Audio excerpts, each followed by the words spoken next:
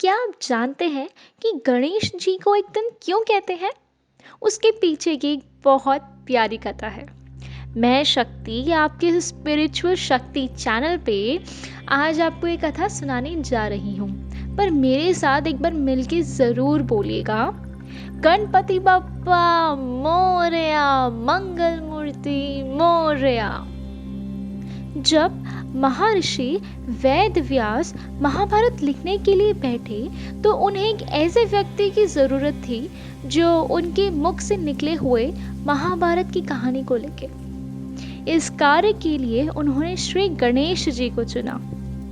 गणेश जी भी इस बात के लिए मान गए, पर उनकी एक शर्त थी कि पूरा महाभारत लेखन को एक पल के लिए भी बिना रुके लिखना होगा।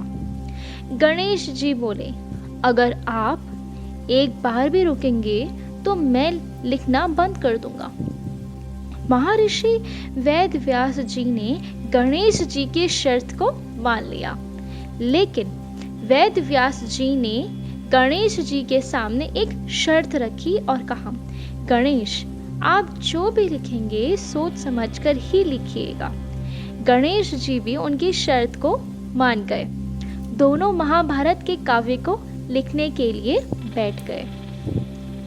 वेद व्यास जी महाकाव्य को अपने मुख से बोलने लगे और गणेश जी समझ समझकर जल्दी जल्दी लिखने लगे।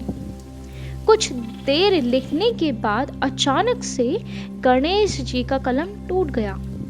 कलम महर्षि की बोलने की तेजी को संभाल न सका। गणेश जी समझ गए कि उन्हें थोड़ा सा गर्व हो गया था और उन्होंने महर्षि की शक्ति और ज्ञान को ना समझा। उसके बाद उन्होंने धीरे से अपना एक दंत तोड़ दिया और स्याही में डुबाकर महाभारत की कथा लिखने लगे। जब भी वेद व्यास जी को थकान महसूस होती, वे एक मुश्किल सा छंद अर्थात दोहे बोलते, जिसको समझना और लिखने के लिए गणेश जी को ज्यादा समय लग जाता था और महर्षि को आराम करने का समय भी मिल जाता था। महर्षि वेद व्यास जी और गणेश जी को महाभारत लिखने में 3 वर्ष लग गए।